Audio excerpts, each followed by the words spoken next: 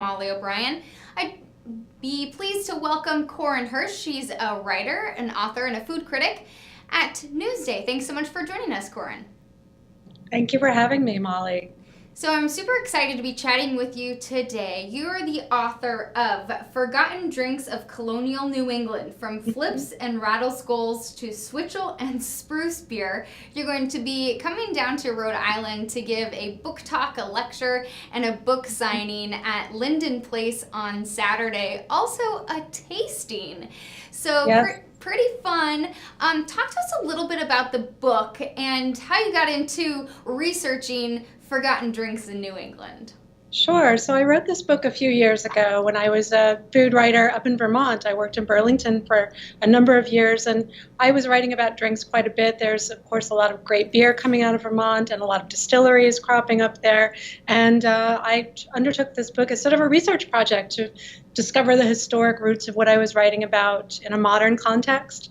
And I discovered, of course, that people drank quite a bit back in the 16 and 1700s. So that was the primary discovery. And I yeah. think I think it's so fun because we take a look back at our history, our different foods and drinks, and kind of really where things evolved from. Can you talk a little bit about what are some things that people drink? Is it what we drink now, or is it entirely different? Well, beer was really the first thing that was coming over early with some of the first immigrants from Europe. There was beer on the Mayflower famously, and there was a dispute between the crew and some of the passengers over the dwindling beer supplies. So we still drink beer now. The beer that they were drinking was probably a bit weaker than ours, more sessionable, as they would say these days. And then pretty quickly that was joined by cider, hard cider, because apple trees loved New England soil, and we had a lot of orchards, and cider was a lot easier to make than beer. And it was a great way to preserve the apple harvest as well come fall. And you can keep a lot of barrels of cider through the winter, and it was a part of the daily table back then. And we're starting to see kind of a cider revolution once again. Is that really kind of a tip to our historical roots here in New England? It is. I think it is. Cider disappeared as temperance gained steam in the mid 1800s, and then just sort of vanished from the drinks map, from the American drink scene for a good 100 years. And then, of course, cider started to be made again a few decades ago, and it was known as a sweet drink and really not that good. And now, of course, we have incredible craft ciders being made all over the country, and especially New England. So yeah, it's sort of, you can draw a direct line back, although cider did vanish for a while. So, who really drank different alcoholic drinks? Are we looking at people who really could afford alcohol, or was this really just easy access, anybody and everybody goes? It was pretty easy access. I think wine was sipped by people who have more means. The founding fathers famously loved wine and Madeira, which is a type of fortified aged wine. But rum was pretty cheap come the 1700s. There was a lot of distilleries here in Rhode Island, especially in Massachusetts, and there was so much rum being made. Not always great rum, but some of it was good and some of it probably wasn't. But its price fell through the 1700s until there was the Molasses Act and things like that that caused a break in supply. And cider was something you could make from your own orchard with very simple equipment. So drinking was really done by all classes. And if you didn't have a lot of money, maybe you'd water down your rum into grog, which is essentially water, rum, and maybe some citrus if you had it. Oh, that sounds delicious. Actually, you can make a decent grog if you just, try at it a little bit, but probably some versions of it weren't that good. So, there's a lot of places, especially in Providence, that are known for an excellent craft cocktail. Do we see those emerging at all back in colonial times, or did you really just stick to beer, rum, wine, cider? Was it really just basic stuff? No, people were mixing those basics into the word cocktail didn't really come about until the early 1800s. So before that concept existed, people would drop rum and cider, and that's a stone fence. That's something that we'll try at Linden Place on Saturday. And they were mixing beer with rum and eggs and milk to make flip, which was a big drink back in the day. It sounds disgusting, but actually it's quite good. You stick a hot poker into it to heat it up, and it kind of sizzles and chars, and it gets this wonderful smoky flavor. It's like a charred eggnog, and it was very big back in the day. So So getting experimental. yeah. Do you think that what was it like for you to be able to research this? Did you go back to like first to context? Did you go back to diaries? How did you do the research for this without just going out and drinking a lot? Well, I went to both primary and secondary sources. So town histories were a great source of information. Some towns would record how much cider people in the town made that year. I think I found a weird potato liquor that was made in a Vermont town, and also some legislative bodies. The Vermont legislature, I think of 1787, they recorded everything they drank as they traveled around the state. Wow. So you could just see this list of what they were drinking, and there were cobblers and all lots of cider and different drinks and beer. So there were diaries, and of course there's secondary sources, people who were writing about those drinks. So I read those accounts. So I was cobbling together all of these different sources, time spent in historical societies, and I'm chasing historic sites and whatnot. I just think that's so fun. Was it difficult for you? You know, you're looking up first and secondary sources. Then did you have to look up, like if you found a drink, you know, in the title of your book, flips, rattle skulls, switchels. Like, did you then have to look up, well, what does that mean? What's in that? And look up ingredients lists and cookbook, that kind of thing? I did. Yeah, some things would be, I'd have to cross-reference between sources, but the drinks that are listed in this book, and it's a pretty, it's a few, I forget how many pages, but it's a pretty short book. It's 100 pages or so. So the drinks in there, I would see numerous references to them. So I don't recall a time where it was hard to find out what was put into something. You know, there weren't too many.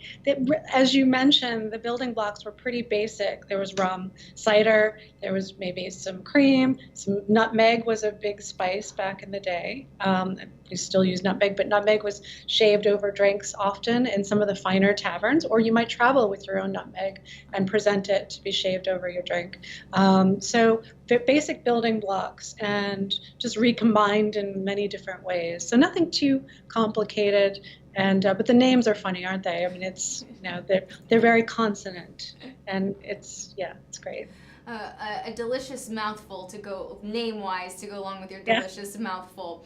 Did you find it, and this is a history of New England, did you find any big differences when you went looking at the New England colonies and what they drank? That's a good question. I think in New England, you had some specific drinks. Like Vermont, there was a drink called switchel. I don't know if you've heard of switchel. It's sort of a maple-based, gingery or vinegary drink, depending on how it's made. That's quite specific to Vermont. I think it's probably made in other states, but you find some Vermont families have switchel recipes that were passed down through the generations. And certain fruit wines might be limited to different areas, but for the most part, like stone fences, you'd find them in the cities and in the rural areas. And I'm trying to think if there's anything specific to Rhode Island that I found. Nothing springs to mind offhand, but yeah, so some specific things, but also the bigger difference would be between the South and the North. So the southern states might have different concoctions than the northern states, but New England was kind of uniform in some ways. So fascinating. Drinking wise. Drinking wise. So let's talk a little bit about the event coming up. You're going to be at Linden Place on Saturday. So it's the book talk, so we'll be giving much more context to the book. Also doing a tasting, which is really fun. So people are a little bit intimidated. What will you be tasting, sampling along while you're chatting about the book? Yeah, so we're making 3 drinks to sample. We are making Flip, which, you know, for the adventurous taster in the crowd. I always try to sell people on it. That's the drink with eggs and cream and beer and rum and heat it up, but it's pretty good. We'll be making some Flip. We'll be making Stone Fences, which I mentioned, cider and rum. It's a pretty simple drink, but very refreshing. It sounds deceptively simple. And then I'm making some fruit shrub to bring to the event, which is kind kind of a fermented fruit with sugar and vinegar. It's got a tang to it. It's really refreshing as well. And that's something that people would have used to preserve fruit that was going off, or if they had too much of a certain kind of fruit, you could make syrup with it. So we'll be tasting those three drinks, and it's a great way to talk about history. I've done different kinds of events around this book, and I love when there's a tasting. It's really fun. It's animated, and it's just, you're directly connected to what people were drinking and tasting hundreds of years ago. A little taste of history. I absolutely love this idea. Before we let you go, Corin, I do want to talk, because you are a food critic and you've traveled around and you do currently write for Newsday. You have visited our beautiful city of Providence. We are well known for good food in the city, but wanted to pick your brain a little bit on some thoughts, ideas that you had when you have visited Providence.